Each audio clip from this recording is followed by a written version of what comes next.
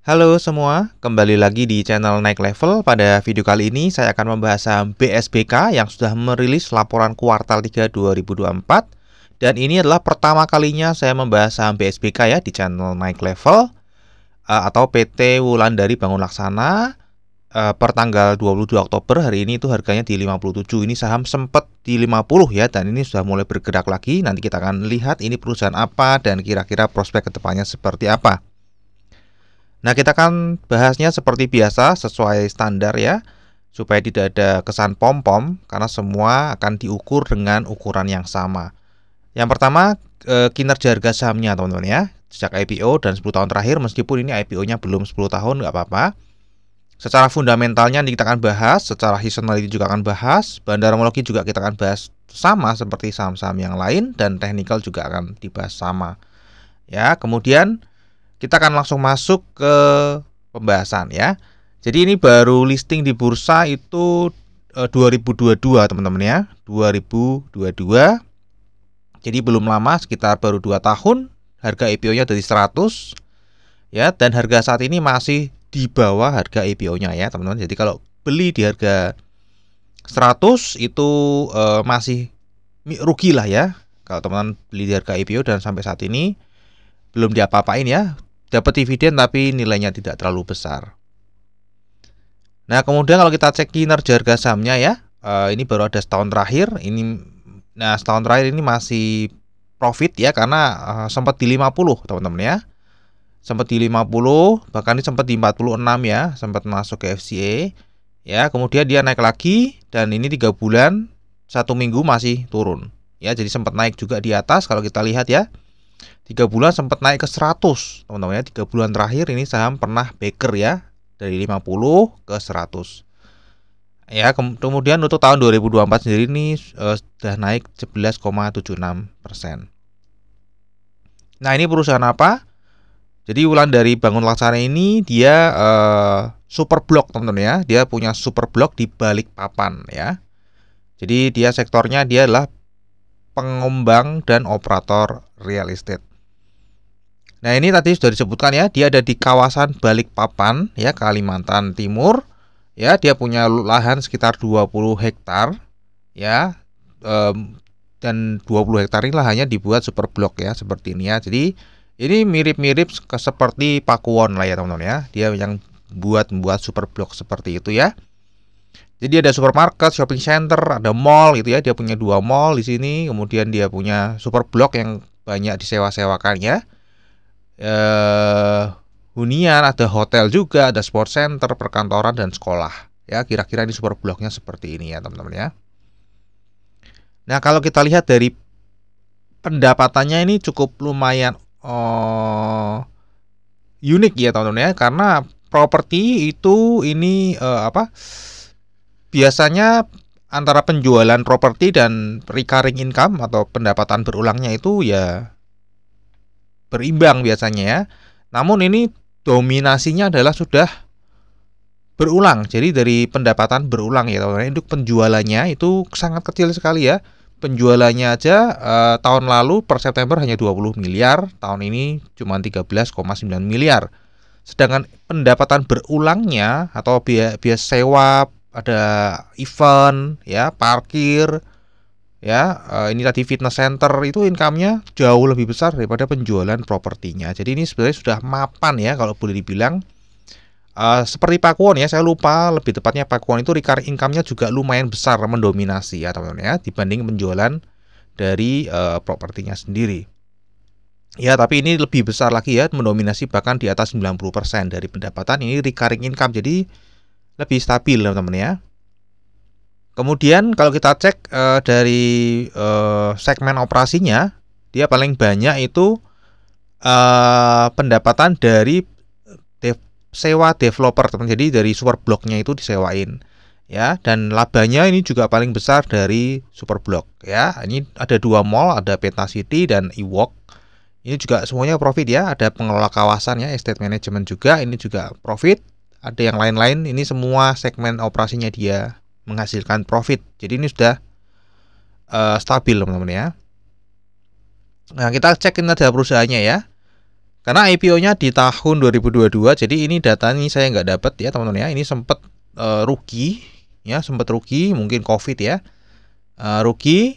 Kemudian 2021 entah bagaimana ada pendapatan lain-lain yang tinggi ya sehingga seperti ini. Jadi kita bahasnya dari 2022 saja sejak IPO ya.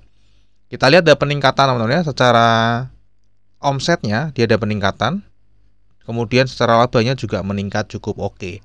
Ya, dan ini tadi kita sudah lihat 90% lebih itu dari recurring income atau pendapatan yang berulang ya. Bukan penjualan unit. Nah, ini kita lihat dari struktur pendapatannya sejak 2022 saja karena ini tadi sudah dibilang ya, ini ada anomali. Saya nggak bisa ngecek karena websitenya pada saat saya mau akses itu tidak bisa diakses ya. Daripada menunggu, jadi saya bahas aja lebih dahulu. Tapi teman-teman kalau misalnya penasaran nih ada apa, teman-teman bisa cek di webnya. Biasanya di laporan annual reportnya itu pasti ada. Ya, kemudian kita cek untuk struktur pendapatannya sejak 2022 atau sejak IPO. Kita lihat ya, di 2024 ini meningkat laba kotornya, ya laba usahanya juga meningkat, laba bersihnya juga meningkat ya. Tadi secara nominal meningkat juga, ya kita lihat ya nominalnya meningkat. Secara persentase juga meningkat ya, jadi ini sedang naik akhir-akhir ini. Nah kemudian kita lihat ya kenaikannya, pendapatannya 12% naiknya, laba kotornya naik 24%, laba usahanya naik 50%, dan laba bersihnya naiknya cukup lumayan 226,7%. Jadi naiknya cukup lumayan untuk laba bersihnya teman-teman ya.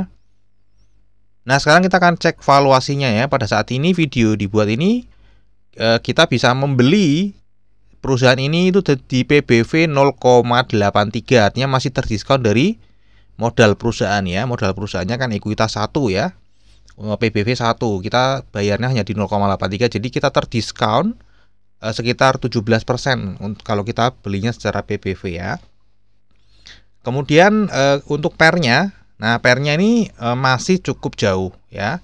Saat ini pernya ada di 17,3. Jadi kalau teman-teman beli di harga saat ini dan income-nya laba bersihnya anggap aja sama terus, berarti itu akan balik modal kira-kira usaha ini 17,3 tahun dari teman-teman beli saham ini di harga sekarang ya. Jadi 17 tahun teman-teman bisa merenungkan kira-kira Superblock ini balik papan Superblock ini 17 tahun, 20 tahun ke depan apakah masih bertahan?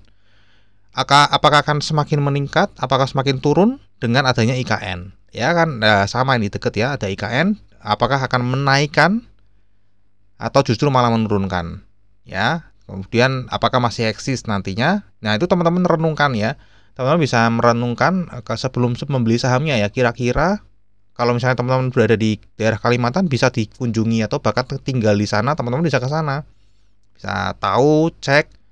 Wah kira-kira 20 tahun lagi ini tambah berkembang nggak ya gitu ya. Kalau iya, nah teman-teman beli di harga saat ini 17,3 tahun itu balik modal dengan asumsi tidak ada pertumbuhan ya. Kalau bertumbuh, ini kan data saat ini 3 tahun terakhir bertumbuh ya. Nanti kalau bertumbuh terus ya mestinya akan lebih cepat. Kemudian untuk earning yield ini masih terbilang mahal ya, karena tadi ya setahun memberikan earning yield 5,8%. Ya, ini hanya earning yield teman-teman ya. Earning yield itu artinya seluruh perusahaan dengan harga saham yang kita beli saat ini itu mampu memberikan return 5,8%. Ya, ini perusahaan properti ya, teman-teman bisa bandingkan dengan properti lain. Apakah ada yang memberikan earning yield lebih tinggi daripada ini? Ya, kira-kira seperti itu untuk pemilihan saham teman-teman ya. Jadi ini masih terbilang mahal ya, tapi kan tergantung karena kan ada properti yang memang bergantung kepada penjualan. Ya, penjualan properti di mana itu hanya one time saja. Kalau yang tadi BSBK ini dia sudah recurring 90% up ya, 90% ke atas itu sudah stabil ya. Stabil dalam arti juga kalau recurring seperti itu stabilnya pastinya naiknya juga tidak akan signifikan sekali ya. Karena kalau properti itu yang bisa naik sangat signifikan biasanya penjualan properti, penjualan apartemen, rumah ya itu bisa naik melonjak secara drastis. Tapi kalau recurring income biaya sewa kan nggak mungkin tiba-tiba naik drastis ya, kecuali dia buka Superblock lagi baru ya, seperti Pakuwon itu kan dia buka di beberapa kota lagi, nah itu bisa terjadi lonjakan. Nah, kemudian berapa harga wajarnya? Ini harga wajarnya memang standarnya ya. Standarnya kalau membelikan earning yield 10-15% sebuah perusahaan itu di harga 22 sampai 33 rupiah ya. Jadi harga seni masih terlalu mahal untuk standarnya earning yield 10-15% ya. Kemudian untuk dividen ini baru satu kali bagi dividen dan di tahun ini juga 2024 dividennya Rp1 per lembar saham. Jadi kalau teman-teman beli di harga IPO 100 ya balik 1% itu ya teman-teman ya. Tapi masih floating minus tadi lumayan dalam ya. Ini estimasi dividennya ya 2024 ini kemarin bagi satu itu interim ya. Jadi kemungkinan masih akan bisa membagi lagi dan kalau dilihat dari labanya mungkin akan bagian 2 ya. Sebenarnya saya nggak ngecek ya teman-teman capex dari BSBK ini, tapi kalau dilihat tadi untuk pengembangan lagi bangun apartemen nih kalau nggak salah ya. Saya lupa ya, sedang membangun tapi strateginya itu salah satunya membangun atau memperlebar. Ada pelebaran ruang parkir, mengefisienkan event-event seperti itu ya. Jadi lebih ke maintenance ya, lebih ke maintenance daripada pengembangan misalnya beli lahan baru. Itu belum. Karena lahannya tadi sekitar 20 hektar ya teman-teman ya. Nah, kita cek kesehatan finansialnya untuk quick ratio-nya nih masih oke ya. Current ratio juga masih oke. Debt to equity ratio ini 0,2 jadi masih oke ya teman-teman. Jadi masih jauh di bawah standar ya, di bawah 1 ya, 0,2-an. Untuk seasonality ini cenderung belum ada data yang cukup lengkap ya. Tapi kalau kita lihat di sini ya, sejak IPO dia sempat naik 49%, kemudian tahun 2023 turun. 2024 ini mulai naik lagi ya teman-teman ya. Nah, sekarang kita akan bahas struktur sahamnya teman-teman ya. Struktur sahamnya ini dia sebenarnya punya 25 miliar lembar saham tapi dicatat di sini hanya 60% tercatatnya. Ya, dan pemiliknya ini masih menggunakan lokal ID ya teman-teman, masih menggunakan nama personal 39,85% ya.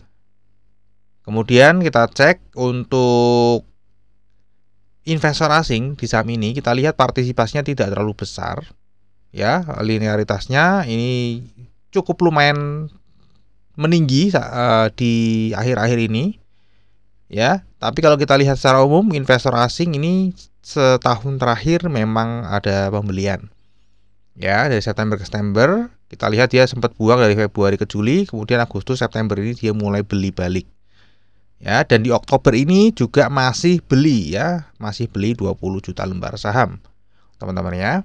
Jadi ini investor asing meskipun partisipasinya nggak terlalu besar tapi dia lagi memborong saham ini ya.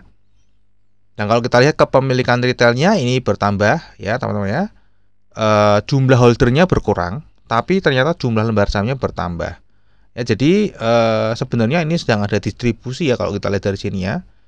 Distribusi itu artinya kok jumlahnya turun berarti ada pemegang saham existing itu melakukan pembelian lagi atau averaging down ya. Karena ini harganya sahamnya kan sempat naik tinggi 100 kemudian turun ke 50 dan ini mau mulai naik lagi ya.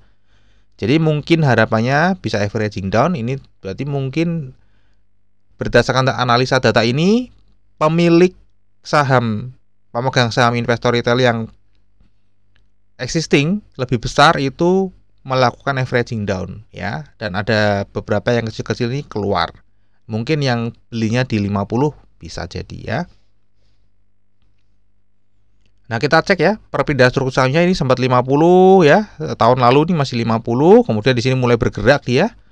Ya, mulai bergerak. Nah, di sini teman-teman ya.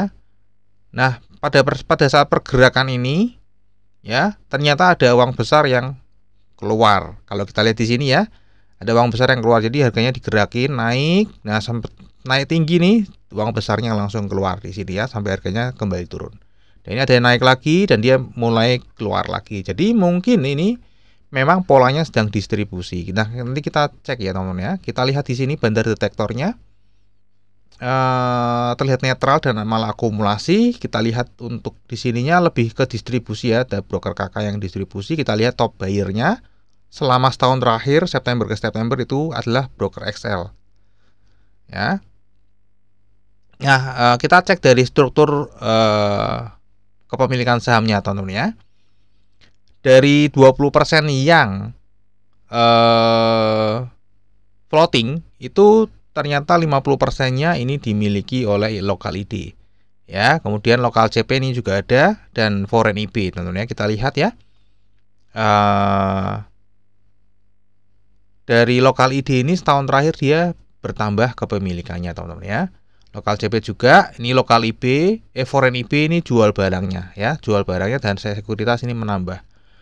Dari sini kita lihat ya, ada yang menjual teman-teman ya di sini ya, ada yang menjual mendominasi jualannya, tapi ditampungnya oleh ya ini memang sahamnya nggak rame ya, artinya cuma didominasi dua besar dan ini yang terbesar ketiga jual barang ditampung oleh dua yang besar. Ya, jadi ini overall ya sedang distribusi ya, karena ini yang mungkin tadi yang naikin turunin gitu ya. Harganya dia mau exit tapi ditampung oleh local CP dan local ID. Kemudian untuk di bulan Septembernya kemarin ya, September kemarin kita lihat local CP masih buang barang, nah local ID justru malah jual ya, dan ini dibeli oleh foreign IB. Foreign IB kembali masuk lagi, tadi kan kita sudah sebutkan ya. Investor asing mulai masuk lagi ya. Dan yang masuk inilah foreign IB yang dulu pernah megang 3%. Ya, ini mulai beli lagi, mulai masuk lagi teman-teman ya. Kita lihat untuk di bulan Oktober ini ya, kalau kita lihat di sini juga masih turun ya, masih lihat distribusi. Di sini netral normal accumulation dan kita lihat di sini teman-teman ya. Broker Excel masih di bulan Oktober ini masih mendominasi pembelian. Kita lihat tadi ya, setahun terakhir ya yang mendominasi pembelian ada local CP, juga ada local ID. Jadi antara dua ini ya, kalau nggak local CP ya local ID yang menggunakan broker Excel. Saya cek nggak terlihat namanya teman-teman ya. Jadi antara dua itu artinya masih lanjut lagi ya, masih ada melanjut lagi pembelian dari broker Excel. Nanti kita baru lihat bisa lihat ini Excel ini siapa ketika data bulan Oktober keluar nanti tanggal 1 November ya teman-teman ya. Jadi buat teman-teman yang sudah langganan data ini, misalnya tertarik dengan saham BSBK ini bisa dicek ya. Excel ini nanti di bulan Oktober itu si local CP atau local ID ya. Kemudian kita cek untuk teknikalnya. Nah, teknikalnya sempat naik ya. Kita lihatnya naiknya cukup tinggi disertai volume yang sangat tinggi ya, kenaikan volume juga harganya naik. Nah, tadi kita lihat di bandarmologi justru di sini malah ada yang exit. Ya, ada yang exit. Nah, tapi ini sudah mulai stabil lagi nih. Sudah mulai stabil lagi dan harganya ranging. Nah, dan likuiditasnya cukup lumayan namanya 58,4 miliar per hari.